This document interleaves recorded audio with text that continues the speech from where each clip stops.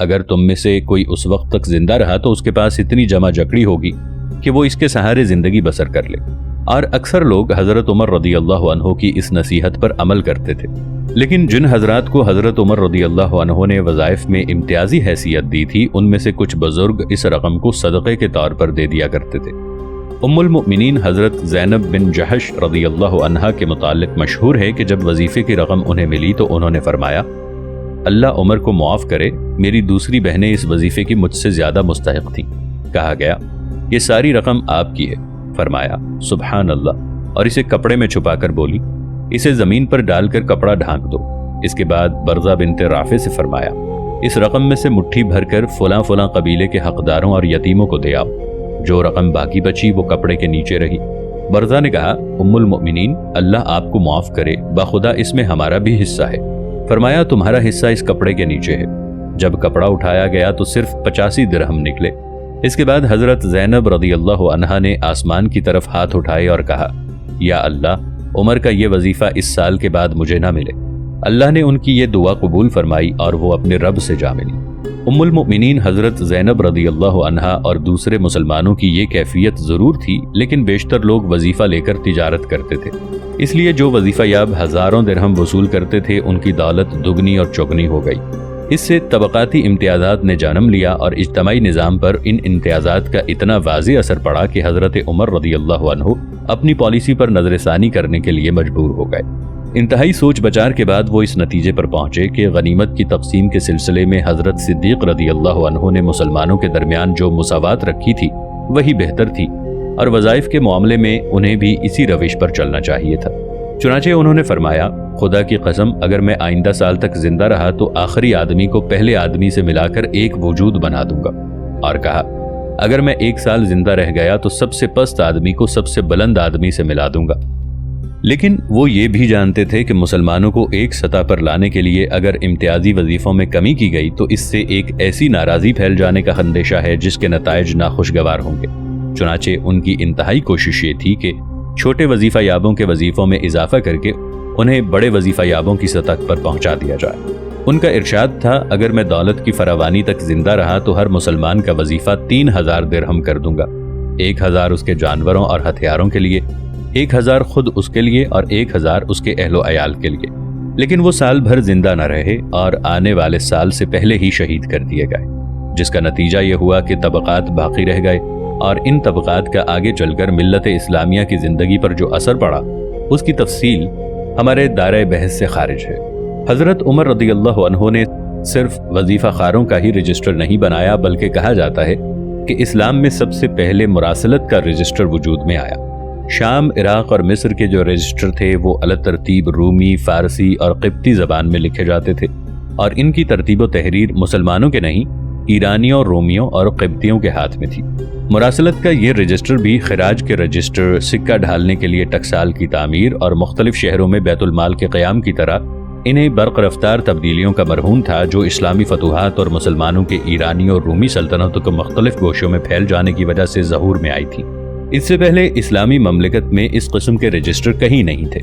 رسول اللہ صلی اللہ علیہ وآلہ وسلم کے خطوط آپ کے صحابہ لکھتے تھے، اور ان خطوط کی نقل اور ان کے جواب کاشانہ نبوت میں محفوظ رکھے جاتے تھے۔ سرکار رسالت مآب صلی اللہ علیہ وآلہ وسلم نے کوئی بیت المال بھی قائم نہیں فرمایا تھا، اس لیے کہ آپ غنیمت اور صدقات کی رقم وصول ہوتے ہی مسلمانوں میں تقسیم فرما دیتے تھے۔ حضرت صدیق اکبر رضی اللہ عنہ نے بھی اسی سنت پر عمل کیا۔ چنانچہ جو خطوط مرتدین اور ان سے لڑنے والے امراء لشکر کو لکھے اور عراق و شام کے محاذوں پر جانے کے لیے جو دعوت نامے فوج اور اس کے سپہ سالاروں کو بھیجے جاتے، وہ حضرت صدیق رضی اللہ عنہ ہی کے مکان میں جمع رہتے تھے۔ امراء لشکر کا بھی یہی طریقہ تھا، وہ خلیفۃ المسلمین رضی اللہ عنہ کی خدمت میں جو عرض داشتیں بھیجتے، اپنے لشکر کو جو احکام دیتے، دشمن کو جو خطوط لکھتے اور مفتوحہ علاقوں کے باشندوں سے جو معاہدے کرتے، وہ سب انہی کے پاس محفوظ رہتے تھے۔ حضرت ابو بکر رضی اللہ عنہ کے پاس غنیمت کا جتنا مال آتا سب کا سب تقسیم فرما دیتے اور اس میں سے کوئی چیز باقی نہ رکھتے تھے۔ اس کے بعد جب عہد فاروقی میں مملکت کی حدود وسیع ہوئیں اور اس کی وجہ سے حکومت کا کام بڑھا، سرحدی چوکیاں قائم کی گئیں اور جزیہ و خراج وغیرہ کی رقمیں پے در پے مدینے آنے لگیں، تو اس نئی صورتحال سے عہدہ برا ہونے کے لیے ان وسائل سے کام لینا ناگزیر ہو گیا، جو ان تمام معاملات کی تنظیم اس طرح کریں کہ ساتھ کے ساتھ مملکت کی صلاح و فلاح کی راہیں بھی کھلتی جائیں اور لوگوں میں عدل و انصاف بھی قائم ہوتا جائے۔ پھر مفتوحہ علاقوں میں ایک ایسی حکیمانہ سیاست بروئے کار لائی جائے کہ وہاں کے باشندے اس حکومت سے خوش ہو جائیں جو قیصر و کسریٰ کی حکومتوں کی جگہ قائم ہوئی تھی۔ اس باب اور اس سے پہلے باب میں آپ دیکھ چکے ہیں کہ یہ تمام کام کتنی حزم و احتیاط اور حکمت و دانائی کے ساتھ پائے تکمیل کو پہنچائے گئے، اور حضرت عمر رضی اللہ عنہ کس طرح فتوحات کے قدم سے قدم ملا کر چلتے ہوئے ان ذمہ داریوں سے عہدہ برا ہوئے۔ حق یہ ہے کہ وہ غیر معمولی قوت جس نے رسول اللہ صلی اللہ علیہ وآلہ وسلم کی ہجرت اور سلطنت فاروقی کے درمیانی حصے میں اسلامی سلطنت کی تنظیم کی، ہر طرح کے اکرام و احترام کے مستحق ہے۔ بھلا کہاں یہ عظیم الشان سلطنت اور اس کا جدید نظام، اور کہاں مدینے کی وہ ابتدائی تنظیم جو رسول اللہ صلی اللہ علیہ وآلہ وسلم نے اپنی ہجرت کے بعد مسلمانوں میں مواخات قائم کر کے فرمائی تھی۔ بلا شبہ یہ متمدن حکومت جو ایران، عراق، شام، مصر اور پورے جزیرۃ العرب پر سایہ فگن تھی، اس بدوی حکومت سے کہیں آگے تھی جو سن 6 ہجری سے پہلے جب رسول اللہ صلی اللہ علیہ وآلہ وسلم نے اہل مکہ سے صلح حدیبیہ فرمائی، مدینے کے حدود سے آگے نہ بڑھی تھی، اور یہ صلح حدیبیہ وہی صلح ہے جس کے متعلق اللہ تعالیٰ کا یہ ارشاد نازل ہوا، اِنَّا فَتَحْنَا لَكَ فَتْحًا مُبِينًا لِيَغْفِرَ لَكَ اللَّهُ مَا تَقَدَّمَ مِن ذَنبِكَ وَمَا تَأَخَّرَ وَيُتِمَّ نِعْمَتَهُ عَلَيْكَ وَيَهْدِيَكَ صِرَاطًا مُسْتَقِيمًا۔ ترجمہ: بے شک ہم نے تجھے ایک نمایاں فتح دی تاکہ اللہ تیری سب اگلی پچھلی خطائیں معاف فرما دے اور تجھ پر اپنے احسانات کی تکمیل کر دے اور تجھے سیدھے رستے پر لے چلے۔ اس صلح نامے کے بعد مسلمانوں نے ایک نئی زندگی شروع کی جس کے ساتھ نظام حکومت بھی آہستہ آہستہ ترقی کرتا گیا۔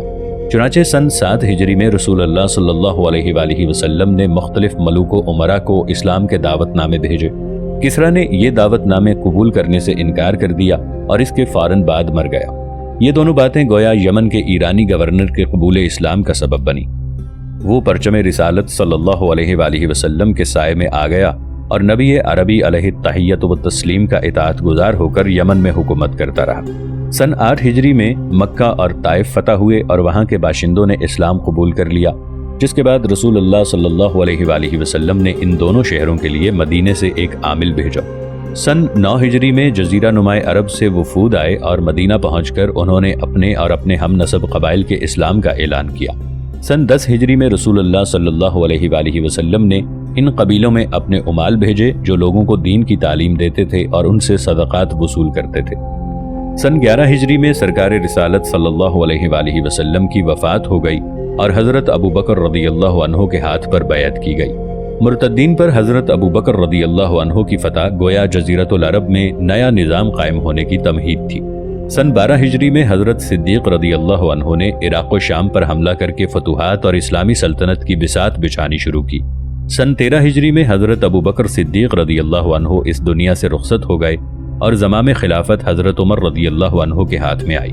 عہد فاروقی میں عراق، ایران، شام، مصر اور برقہ کی فتوحات مکمل ہو گئیں، جس سے اسلامی سلطنت ایک زندہ حقیقت بن گئی۔ ان بڑی بڑی تبدیلیوں نے 15 برس سے کم مدت میں رونما ہو کر تاریخ کا رخ بدل دیا اور انسانی تہذیب کو ایک نئی راہ دکھائی۔ بلا شبہ وہ قوت ہر طرح کے اکرام و احترام کی مستحق ہے جس کے ہاتھوں یہ تبدیلیاں مکمل ہوئیں۔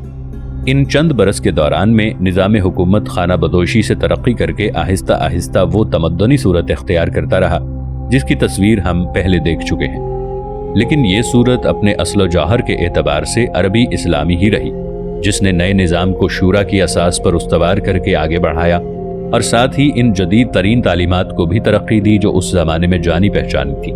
ایران اور روم کے شہنشاہوں کو یہ زوم تھا کہ ان کے اقتدار کا سرچشمہ ان کا خداداد حق شاہی ہے، لیکن امیر المؤمنین رضی اللہ عنہ اپنے اقتدار کو ان لوگوں کے تعاون کا نتیجہ سمجھتے تھے جنہوں نے ان کے ہاتھ پر بیعت کی تھی۔ ان دونوں شہنشاہوں کے زور و جبر کی کوئی حد نہایت نہیں تھی اور وہ اپنی رعایا کا خون چوسنے، ان کی آزادی کا ہر طرح گلا گھونٹنے میں بالکل آزاد تھے۔ اس کے برعکس امیر المؤمنین رضی اللہ عنہ کتاب و سنت کے پابند تھے اور اہل الرائے کے مشوروں کو پورا وزن دیتے تھے۔ ان کے یہ مشیر نہایت آزادی و بے باکی کے ساتھ اپنی رائے کا اظہار کرتے تھے، لیکن حد سے آگے قدم نہ بڑھاتے تھے۔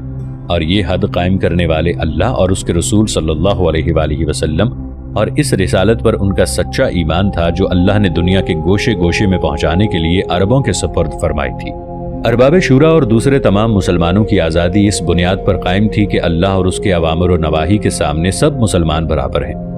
کوئی امیر کسی عام آدمی پر اور کوئی عرب کسی اجمی پر نیکوکاری اور پرہیزگاری کے سوا کوئی فضیلت نہیں رکھتا۔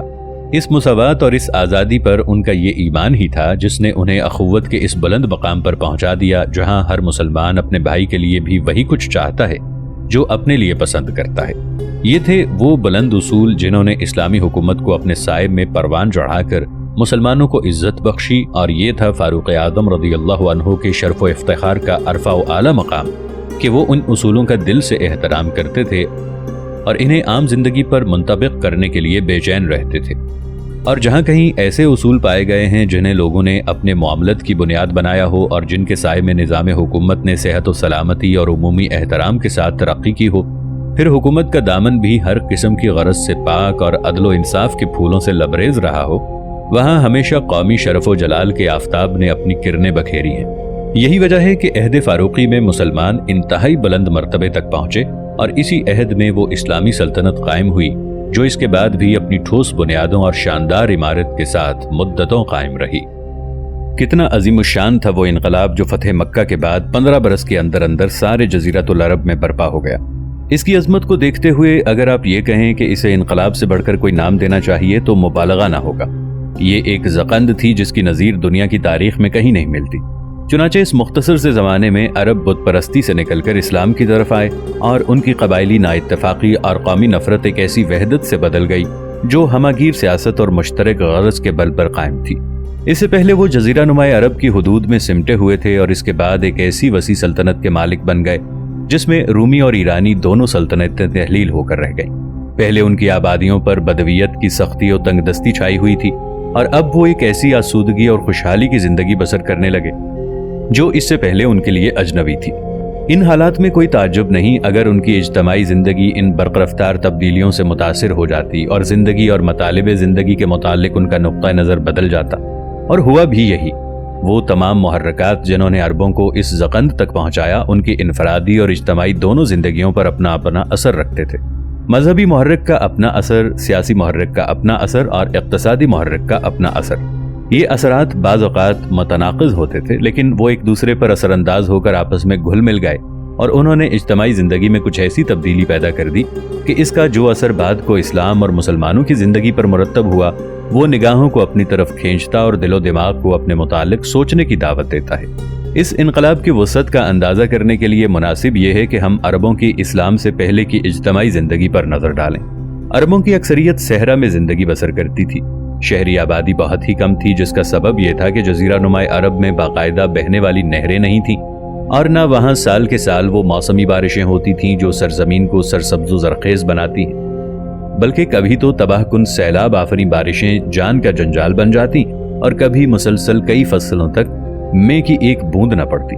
چنانچہ چند علاقے چھوڑ کر پورے جزیرۃ العرب میں کھیتی باڑی کا کوئی نظام نہ تھا۔ پھر شہر اور بستیاں ان مقامات پر آباد تھیں جہاں چشموں کی بہتات تھی۔ باقی جو کچھ تھا ریگستان ہی ریگستان تھا، جہاں بارشیں ہوتی تو سبزہ اگاتا، ورنہ زمین بے آب و گیا رہتی۔ اس لیے یمن کے ریگزار بھی دوسرے ریگزاروں کی طرح اہل یمن کے ایک بڑے حصے کو شامل تھے۔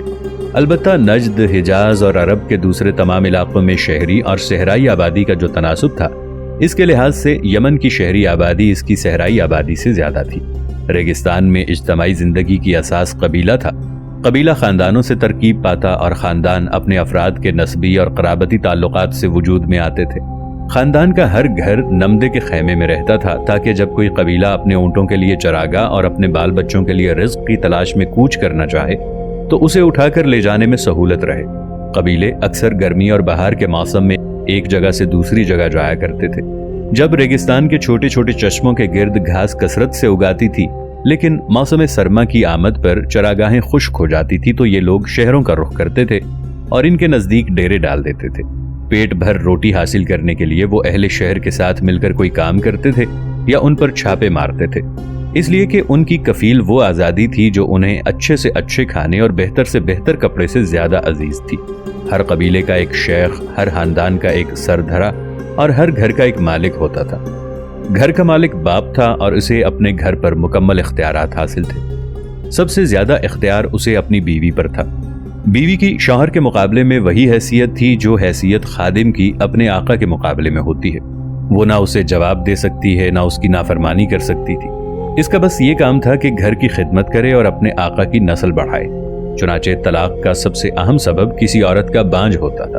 تعداد ازواج کی کوئی حد مقرر نہ تھی تاکہ نسل زیادہ سے زیادہ پھیلے۔ اس کی وجہ یہ تھی کہ عرب کثرت اولاد کے بے حد خواہش مند تھے، جس کی مدد سے وہ اپنے قبیلے اور اپنے گھر کی حمایت و حفاظت بڑی اچھی طرح کر سکتے تھے۔ آپ کو رسول اللہ صلی اللہ علیہ وآلہ وسلم کے جد امجد عبد المطلب ابن ہاشم کا قصہ یاد ہوگا، جب انہوں نے یہ نظر مانی تھی کہ اگر ان کے ہاں 10 لڑکے پیدا ہوئے اور جوان ہو کر ان کے قوت بازو بنے تو وہ کعبے کے قریب اپنے ایک بیٹے کو اللہ کے نام پر قربان کریں گے۔ اور آپ کو یہ بھی یاد ہوگا کہ انہوں نے عبداللہ کے بدلے 100 اونٹوں کی قربانی دے کر اپنی یہ منت کس طرح پوری کی تھی۔ عرب دوسرے قبیلے میں شادی کرنے کو ترجیح دیتے تھے۔ ان کا اعتقاد تھا کہ اس قسم کی شادی سے اولاد زیادہ طاقتور، زیادہ ذہین ہوتی ہے، اور اپنے قبیلے کی لڑکیوں سے شادی کرنے میں عموماً جھگڑے اور عداوتیں پیدا ہوتی ہیں۔ ان کا یہی اعتقاد تھا جس کی بنا پر وہ جنگ میں حاصل ہونے والی لونڈیوں کو اولاد پیدا کرنے کے لیے روک لیا کرتے تھے۔ جس طرح مقتول کے خون بہا میں وہ سب سے پہلے قاتل کے گھرانے کی 2 لڑکیاں طلب کرتے تھے اور اپنے اس مطالبے سے دستبردار نہ ہوتے تھے، جبکہ اونٹ، بکری اور مال کے مطالبے کبھی کبھی ترک بھی کر دیا کرتے تھے۔ اس کے باوجود اگر کوئی اپنی بنت عم کے لیے پیغام دیتا تھا تو اسے غیر قبیلے والے پر اولیت حاصل ہوتی تھی، اور اگر وہ قبیلے کا مقررہ مہر ادا کر دیتا تھا تو لڑکی کا باپ اپنی بیٹی کو اس سے روک نہ سکتا تھا، چاہے دوسرا دگنا اور چگنا مہر ہی کیوں نہ دے رہا ہو۔ نوجوان لڑکی والوں کو پیام دیتا، مہر ادا کرنے کے بعد نکاح کرتا اور لڑکی کو اپنے گھرانے اور قبیلے میں لے آتا۔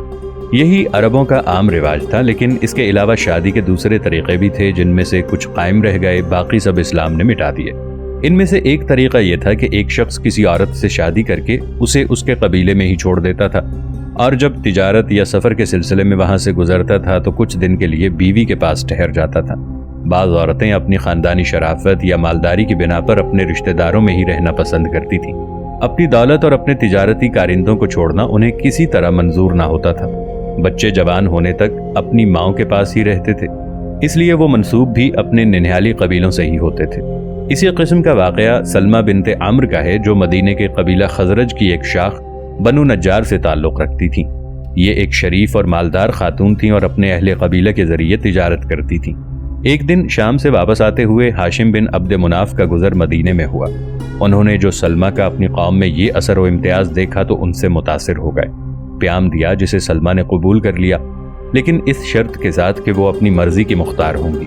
ان کے بدن سے شیبہ پیدا ہوئے اور ماں کے ساتھ اپنی ننھیال بنو نجار میں رہنے لگے، یہاں تک کہ ان کے والد ہاشم کا انتقال ہو گیا اور ان کے چچا مطلب انہیں اپنے ساتھ اونٹ پر بٹھا کر مکہ لے آئے۔ قریش نے جب انہیں دیکھا تو سمجھے مطلب غلام خرید کر لائے ہیں اور بولے عبد المطلب۔ اس دن سے ان کا نام ہی عبد المطلب پڑ گیا اور کسی نے انہیں شیبہ کے نام سے نہ پکارا۔ بعض مورخین نے یہ رائے ظاہر کی ہے کہ یہ نکاح اصل میں متع تھا، جو اسلام کے بالکل ابتدائی دور میں تو جائز رکھا گیا، لیکن حضرت عمر فاروق رضی اللہ عنہ نے اسے حرام قرار دیا۔ پھر بھی اہل تشیع میں اس کا رواج آج تک پایا جاتا ہے۔ ہنگامی نکاح کی صورت دوسری تھی، اس میں عورت کو اختیار تھا کہ جب چاہے اس رشتے کو توڑ دے، اور اس کے لیے بس اتنا ہی کافی تھا کہ وہ اپنے خیمے کے دروازے کا رخ بدل دے۔ اس سے اس کا شوہر سمجھ جاتا تھا کہ اب وہ اس کی بیوی نہیں رہی۔ ابن بطوطہ نے اپنے سفر نامے میں لکھا ہے کہ جب وہ یمن میں تھا تو زبید کے گھرانوں میں اس قسم کے نکاح کا رواج پایا جاتا تھا۔ اسی طرح مورخین یمن کا بیان ہے کہ کسی زمانے میں خاندانی ملکیت کا بھی رواج تھا، اور عورت بھی اس ملکیت کا ایک جزو سمجھی جاتی تھی۔ چنانچہ وہ خاندان کے تمام افراد کی بیوی یا دوست ہوتی تھی۔ خاندان کا جب کوئی مرد اس کی خوابگاہ میں مطلب براری کے لیے جاتا تو وہ اپنی عصا دروازے کے پاس رکھ دیتا تھا، اور پھر کوئی دوسرا شخص اندر نہ جاتا تھا، لیکن اس کی رات ہمیشہ رئیس خاندان ہی کے لیے وقف ہوتی تھی۔ اس کے باوجود اس عورت کا کسی اجنبی کے ساتھ ہم بستر ہونا ایک ایسا جرم تھا جس کی سزا موت تھی۔ اس سلسلے میں ایک روایت بیان کی گئی ہے کہ کسی سردار کی لڑکی ایک خاندان کی مشترکہ ملکیت تھی، لیکن وہ ایک ایسے نوجوان سے محبت کرتی تھی جس کا تعلق اس خاندان سے نہیں تھا۔